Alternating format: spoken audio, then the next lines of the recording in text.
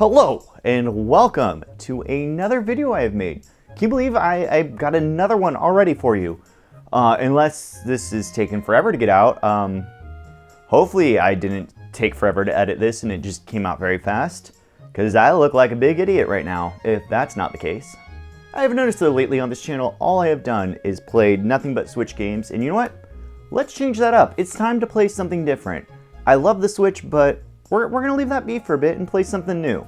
I say today replay something that harkens back to my youth and me becoming a true gamer. So let's go back and play one of my favorite games from when I was a kid, Fatty Bear's Birthday Surprise. Now I don't really remember getting this game, I think it was my older sister's. It's just kind of one of those games I remember always being there. I don't remember anybody actually getting it, it's just a game that has always been in my life. Now this game was made by Humongous Entertainment, a company I absolutely love. You might know them for their games such as Putt Putt, Spy Fox, or even Freddy Fish, but unlike all those characters, Fatty Bear unfortunately only got one game. Now, something odd about this game too is that it got ported to the 3DO. I don't really have anything else to say about that other than I just find it interesting that out of all the game consoles on the market at the time, the 3DO was the one they chose to go with, and it's just something interesting to me. But let's dive into the game now and see if it holds any fun for me now that I'm old and cynical about the world.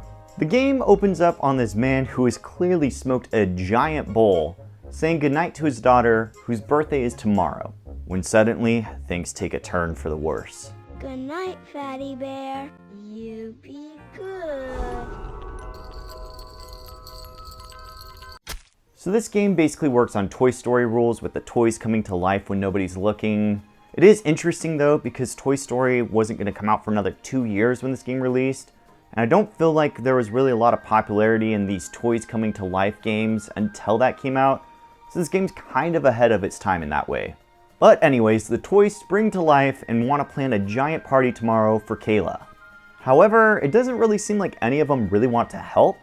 They all just kind of sit around except for this rabbit who's like a bootleg version of Tails. They at least head off to the kitchen to help with the cake, but everybody else just sits there. So let's see here, we got a doll who refuses to keep their clothes on, a clown I will never interact with again. I'm a giggle puss. Another doll who's just sitting there pretending to do busy work, I guess. And oh my god, look, it's Super Moose! Even when I'm not playing Switch games, somehow they still find a way to come back and haunt me. And lastly, there's a head of lettuce? You know, every child's favorite toy, lettuce. I had so many heads of lettuce on my shelf as a kid, you couldn't stop me from playing with it. So the lettuce is basically a potato head ripoff. It is fun though to see what type of horrible creations you can make on this, and you can just make some horrible looking things. I'll have you know my mother thinks I'm cute. Oh, I'm sorry? Anyways, moving on from that thing, we should talk about what really makes these Humongous Entertainment games special. And that is the fact about 90% of the things that are on the screen you can click on and interact with. Now this is what really sets these games apart from other point-and-click adventures. It feels like so many of these things you click on are truly just a kid imagining what if these things were coming to life and what they could become. It's just really fun and makes exploring these games and clicking on everything so much fun. But anyways, let's get back to making that cake. So we make our way down to the kitchen, and it looks like Kayla's present is just sitting in the middle of the kitchen. But we'll ignore that for now. Let's go and gather up some of the ingredients we need for the cake. And some cheese, I guess. Also, shout out to this Wario bowl. Don't think that's what it's supposed to be, but it definitely looks like it, and that's pretty cool. And speaking of bowls, we probably should go and find one to make this cake in, so let's check all the cabinets. Nothing in there. Are you sure about that? It definitely sounded like there was something in there. Anyways, after getting most of the ingredients together, you realize that you're missing the sugar and the measuring spoons for the cake. Now old bootleg Tails over here has said that they saw Kayla playing with the measuring spoons outside, so guess it's off to the outside to find those measuring spoons. So once we're outside, there's a variety of things we can do. For starters, there's this garden area that has a lot of carrots in it, and I don't know what it is about these carrots, but there's something off about them. I dislike them, I always have. They just seem like the thing of nightmares. But moving on from those strange creatures, there's also a bowling minigame where you can go to. Now it's nothing special, it's just a fun little distraction you can play while playing this game. But my god, Fatty Bear has an arm like a cannon. But moving on to the treehouse, we find... Here I go. That's great, Fatty Bear. But moving on to the treehouse, we find... Here I go again. Anyways, moving on to the treehouse, we find the measuring spoons up there.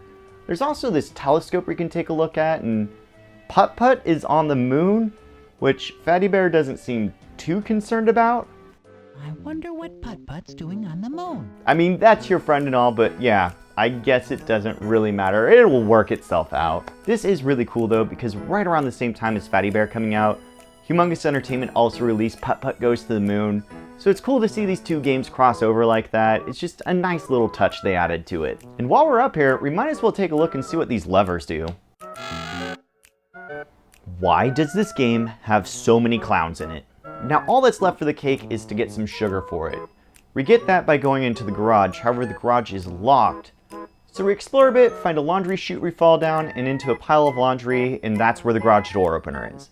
Now, I'm going to blame this game for the reason I always wanted a laundry chute in my house when I was a kid. Not only would it be easier just to shove my laundry into a hole and it's gone, but I thought for sure I could ride down that thing and just fall on a nice pile of laundry and everything would be fine. But I never got a laundry chute as a kid. Maybe someday. So anyways, with the garage door opener, we go to the garage, find the world's largest sack of sugar, and now we're ready to make the cake. But not before stopping off for some sick skateboard tricks. Dude, Fatty Bear, you better slow down a bit. You're gonna hurt yourself.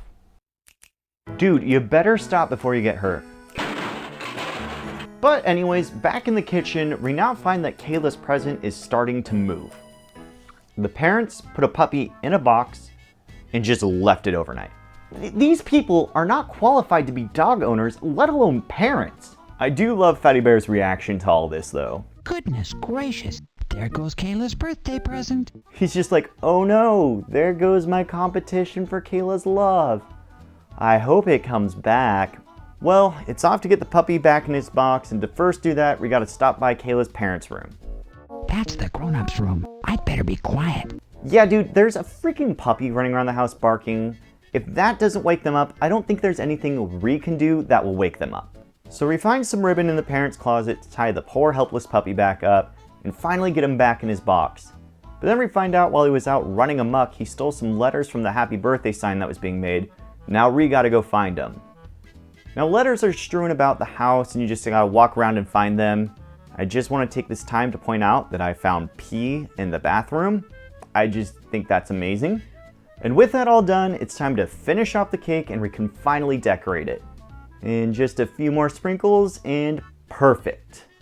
Once when the cake's done, it's time to go back to Kayla's room, put up the letters we found, blow up some balloons, and during this whole time, the stupid doll has only hung up one single ribbon. That's all they've done, one ribbon. But with that all being done, it's almost morning time, so you have to hop back on the bed and wait for Kayla to wake up for a big surprise. Happy birthday, Kayla! We have a surprise for you. Okay, so there's a lot going on here I feel like we need to unpack. First off, what was the point of boxing up that puppy all night long if they were just gonna open it back up and let it run into her room in the morning? Secondly, are they not worried about who decorated this room? Because as I'm looking at it, there's only really two realistic options here to these parents. One, somebody broke into their house and decorated their child's room without them even knowing. Or two, during the middle of the night, their child was up decorating all this for themselves, including probably playing with fire to light these birthday candles, and that doesn't concern them at all? Huh. I guess I am a cynical old man now. But realistically, I get that this game is for children. You gotta cut it some slack. Of course the story isn't gonna make perfect sense. At the end of it, they're just trying to make a fun game. Now, one of the cool things about this game is when you go to replay it, not everything is the same. For instance, the letters you pick up will be in different places. On the second time I played it, one of the letters was in the fish tank. And another thing that was different was that the puppy this time stole the chocolate chips for the birthday cake, and you had to go get them back. Oh, my poor bare bottom. This game is for children. Oh, my poor bare bottom. This game is for children. Moving on from that, honestly, this game is a lot of fun to come back to and play again. I know a lot of that opinion is coming from a place of nostalgia and probably not critically looking at this game, but I still feel like kids today could have fun playing this game. And the fact that these games can be randomized and have so much replay value is just really a cool feature to them. I know that's not so much an issue today. I feel like more people have a variety of games to play. But when I was a kid, I only had a few games to play, so the ones I had, I played over and over. It was nice to have something to come back to that wasn't just the same exact thing over and over, but would change up a bit and make it just something different to play. But all this talk of cake has now made me really want some cake, so why not bake a birthday cake? I mean, we have a recipe right here from the game. Let's make it. Hello, and welcome to Chef Polliegon's first Polliegon Cooks Food from Video Games. Food Network, if you're watching, just consider this as my pilot episode. We are now in a contractual agreement. Just by watching this video, you have to book me for at least 10 episodes, 1 million per episode. So just email me, Food Network, we'll get that all worked out. Secondly, I now have new Polliegon merch. This official apron. It's not any corporate coffee company that I might have been or is employed with. That would not be their apron. This is official Polliegon merch. So go pick those up while you can. Now I know there's all sorts of weird stuff in the cabinets when I was playing the game. Thankfully that's not something What the heck? Alright, so we got all our ingredients here. If you want to be a professional chef like me and try and recreate this dish at home, I am using Signature Select products for the most part. Not a sponsor, but Signature Select. Hit me up. We could work something out with my Food Network deal, okay? I need 3/4 of a cup of sugar. Here we go. I need 1.5 cups of flour. I need 1/2 cup of milk. I hope I don't spill it. It's time for baking powder. Vanilla smells good. Bullseye. Okay, eggs, do your stuff. Yummy. 1 cup mini chocolate chips. And that is all our cake ingredients. And I know this mixing bowl is good because I had popcorn in it last night. Don't worry, I rinsed it out with water. Chef's tip, if anything's dirty, just rinse it with water. You're good to use it again. Doesn't matter what was in the bowl. Just a little rinse water and you're good.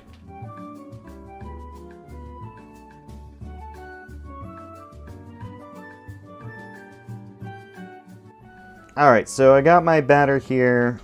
It looks like actual batter. This might actually work. I'm really not expecting this to work, but this might work. Alright, in the pan it goes. Maybe. Delicious cake. Can't wait. Alright, so our oven is now preheated to 350 degrees. I don't think that's going to show up. We got the cake all ready to go, so let's just get this thing in the oven. I believe the recipe said 45 minutes. So yeah, let's get her in there. Ignore my dirty oven. The ovens self-clean themselves, right? Something like that. So yeah, we now have 45 minutes to kill. I guess we could just hang out, or I want to interrupt this time for a Polliegon News broad update cast. That worked, I'm sure. We're out here on the streets polling different people, seeing if they think this birthday cake recipe will work. I'm here with a Ganondorf. Let's see what he has to say. Sir, Ganondorf, your statement. Do you think this will work? Well, there you have it, folks. That's some pretty stunning news, if you ask me. Alright, so it has now been 45 minutes. I've sat down for a while. I'm getting tired. I've run out of Red Bull. This cake better be worth it. This is the longest amount I've ever put into one of these videos, so let's see what we're getting here. Gotta say, it does smell good. I will say that. I mean, that looks like a freaking cake, kind of. Almost... looks like what would happen if you made chocolate chip cookies into a cake.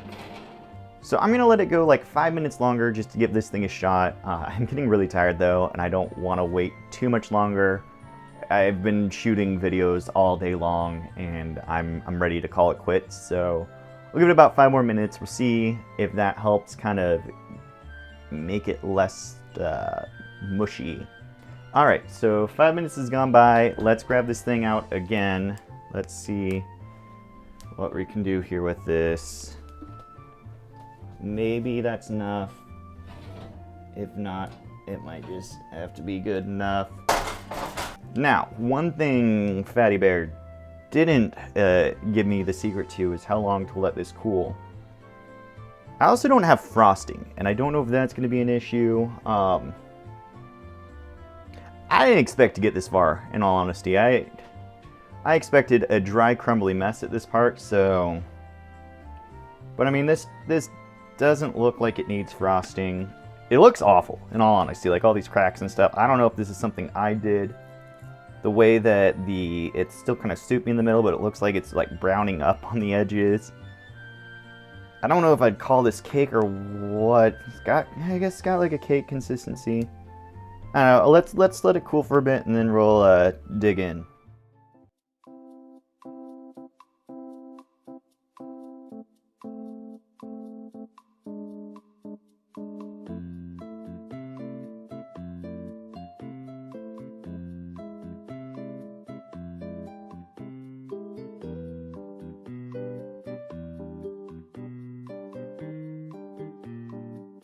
Alright, so here we have our Fatty Bear's birthday cake. But looking at it won't do anything. We gotta see how this bad boy tastes. Here we go. The moment of truth. Fatty Bear's birthday cake tasting. It's way hotter than I was expecting. It's not bad. I mean, I don't know if I'm a fan of chocolate chip cake, but I'm going to continue to eat this thing. I don't think I'll eat the whole thing, but it's not bad. So, you know, that's going for it at least. Trying a bit more of it, it is a little bland. If you don't have a bite with chocolate chips in it, that might be my fault for not using a full bag of chocolate chips and frosting it. Also is a little dry. Might be my fault again for cooking it too long. However, the first time I felt like it wasn't cooked enough, so I don't know, but it's a recipe out of a video game, so what more could you ask for? Weirdly enough, though, there was also a dog treat recipe one in there, so we're gonna give this a try. Gannon, oh, you moved out of frame. Gannon, over here. Sit, sit. Look at how well trained this dog is. Sit. He's perfect. Oh, he does it on his time. We can't rush this man. All right, Gannon, this is your chance. Go ahead and try this. Tell us what you... Gannon, wait, what do you think? You gotta tell us, how is it? Gannon, how is it? Well, there you have it, folks. The regular recipe, not the best. The dog treat recipe, 10 out of 10 make that, so that's all I made for you, Gannon, I'm sorry. Food Network, hit me up. Let's make this show happen. YouTube doesn't pay me enough. My other job doesn't pay me enough. I need you to pay me enough so I can continue to make stupid things, Food Network. Please. I know how to make Fatty Bear's birthday cake. And